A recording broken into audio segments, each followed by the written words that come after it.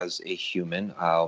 But they're rare. In all the years that I've been doing this, I've had one demonic case. And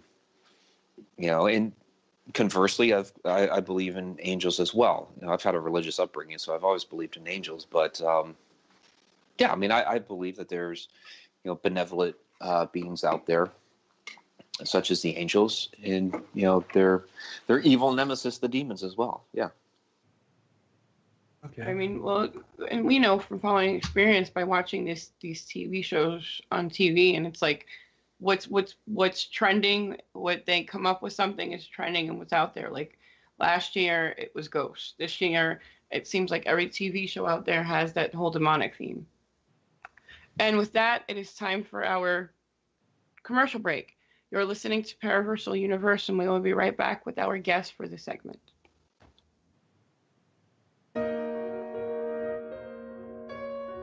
You are listening to WPHM Digital Broadcasting, the best in paranormal talk radio.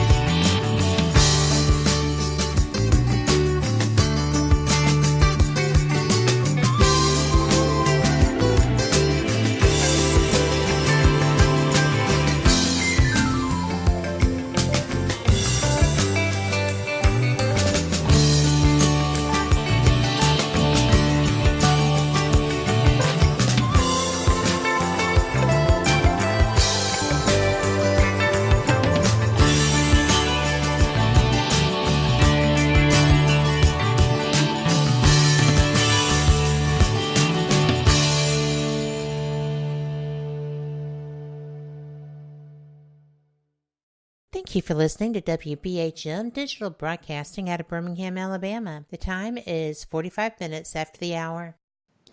Alrighty, we're back, everyone. This is Paraversal Universe, produced by WBHM Digital Broadcasting. Also heard on WCET-FM, the Rift Radio Network, and Amelia Pisano Productions. We're your hosts, Kevin and Jennifer Malik. And we are glad you are with us. So we now have, finally, the t-shirt of the logo and painting for the Lake Monstrosities t-shirt for purchase. Half the proceeds will go to charity and a specific cause to help 8-year-old Daniel DeMisa, who suffers from Dravet syndrome and seizures on a regular basis. This is the son of a graphic art director, Lawrence DeMisa, the same little boy who painted our logo picture for Lake Monstrosities that we use to this very day. This is a most excellent way to give back to the DeMisa family for all their friendship, their artwork, graphic art they provide every week for the show, and of course Lake Monstrosities. So look for those shirts. You can find them on Lake Monstrosities group page or like page on Facebook. Amazing artwork. The artwork Daniel did. Yeah, it was just so cool looking. Yeah, and it's cool to see his picture on a shirt and see him in that shirt. Yeah. I mean, that's pretty cool. So, and like we said, half the proceeds go to helping the family offset medical costs. So check that out. This segment is brought to you by the 5-star Reader Choice Award-winning epic fantasy trilogy Helm by Robert L. Malik. And back to the show. This is Paraversal Universe, and we were talking to paranormal historian Mike Ricksecker. And this is our last segment. There was a couple questions that I did want to ask you, and we did cover much. But these are more general questions. Well, actually, they go in line with what we were talking about, especially with how things are changing and everything else. What's the biggest change that you've seen in the paranormal from when you started until now? I guess the biggest change. I mean, there's technology is always changing, so it's interesting to see some of the things that people try to be able to pick up on activity. And I'm always willing to try stuff. I know I kind of downplayed a lot of those things earlier, but I'm always willing to at least try and give something a fair shot. But I mean, you have to consider when I first started getting interested in this, there wasn't the internet yet. So there you go. Yeah. So that was really the big thing for me, that I think in so many ways now is kind of being a hindrance to us, but really helped in the early days where I was in a small town and the library had like 2 books on the subject, and so I was having these experiences and all of that, but I couldn't really get my hands on any information. So to get online and come across the different bulletin boards and forums and things like that were out there at the time, and heck, I don't know if anybody remembers Yahoo groups or some of the old GeoCity sites and things like that. It was that coming together that that was really, really helpful. At least for me, and being able to connect with people, and just for me at that time. I talk about it today with our books and everything, but back then for me, it was one of those like, oh wow, there's other people that have had these experiences. It's not just me. So I think really just that advent of the internet has been huge for the paranormal. It's really helped people, along that same vein where everybody's really closed off for a long period of time. Because if for a long period of time, if you talked about, having paranormal activity or hearing voices or whatever, you're going to get, put in a straitjacket and taken away. So this has really helped people to come forward and open up and share their experiences. Even TV did that for a little while early on, but I think it's kind of gone overboard now. So it's kind of, what was once helpful to us has now become a hindrance. So it's an interesting dynamic to have watched over the years. Does your family, how did your family feel about your paranormal adventures and everything? My mother's always been open to it. She finally full out admitted just a couple of months ago that she does believe in ghosts and the supernatural, but I always figured she did anyway, because she was the one in the family that would read the different ghost books. And one of the early influences for me when I was 13 years old, we were moving out of Massachusetts and going to Ohio. She picked up as an interesting way to kind of remember the New England area. She picked up a book by Hans Holzer called Yankee Ghosts, and so oh, cool. Yeah. So it's like, okay, that's interesting, Mom. Thanks.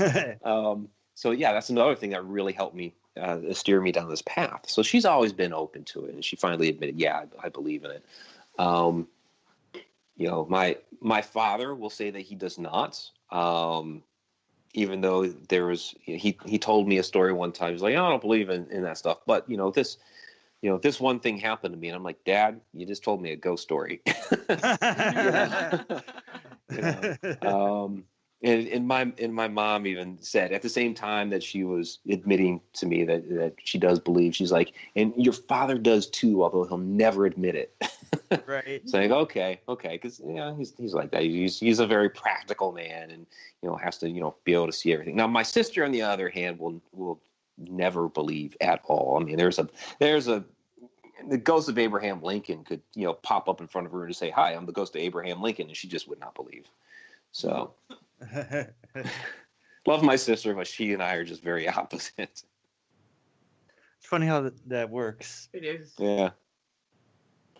So the last thing I jotted down was on PK manifestations. I was wondering, in all your years of researching and investigating, do you believe in psychic kinetic activity, and have you witnessed it? Yeah, I've been on cases like that, and this is something that I've tried to, in some of our different shows, like Inside the Upside Down and whatnot, that I've tried to help define a little bit better, because PK activity, people will say, well, that's a poltergeist, and it's like, well, it's not a poltergeist, but it is poltergeist activity. And I think because we chalk up PK activity to poltergeist activity, people have just in turn said, well, it is a poltergeist. And so then, therefore, a poltergeist is not really what a poltergeist always was. Now it's just PK activity. Right. Yeah. And it's like, no, they're two different things. So, yeah, I've been on cases with PK activity, and it does manifest poltergeist type activity where things start getting, thrown around and what have you. But that is not a poltergeist. A poltergeist is still a noisy ghost that'll, and it's very simplistic, but this is what I've been relating it to lately. It's like Peeves the poltergeist in Harry Potter is a poltergeist. And they do exist, where they're running around and being mischievous and, tossing stuff off the mantle or what have you.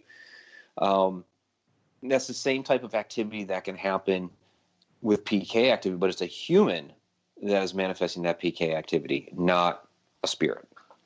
Right. Yeah. And there is there is a lot of confusion over that.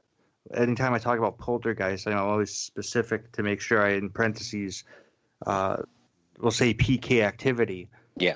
Psychic kinetic, just so there's no confusion. Just because the slangology and the terminology, we were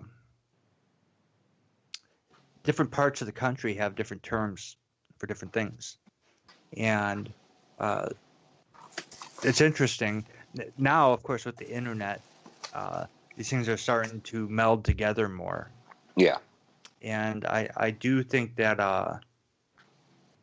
Yeah, certainly in the last, like you said before, especially in the last 20 years, that taboo has been kind of lifted off of pop. It's been lifted so that, and I kind of think that I don't think the deep state realized how much information people are going to share with each other, and how far it would go, and how open people would become. Oh, back in the day when, World Wide Web was first making the rounds, and I understand it's been around since the 60s, but, mainstream, it's been around since the mid-90s. They thought it was just a fad. They're saying, oh, this is just going to be a fad. And no. No, you're wrong. It's like, yeah, you guys thought the TV was going to be a fad too. Right. Yeah. Right. The ultimate. So you're right. They didn't expect it. Right. And now you see that they're starting to try to put a lid back on some of it. I noticed unknown and unexplained is gets it more than anything else. And out of them, the conspiracies really get it a lot, where things are starting to be demonetized, pulled off, censored, and it's unfortunate because of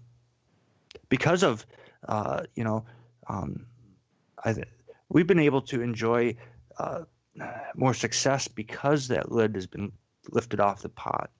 So I'm not interested in having that go back on anytime soon. But no, anytime you end up in a society where censorship is king, you have a lot of problems. So no, I definitely don't want to see that happen. Okay, so we're at the end of the show.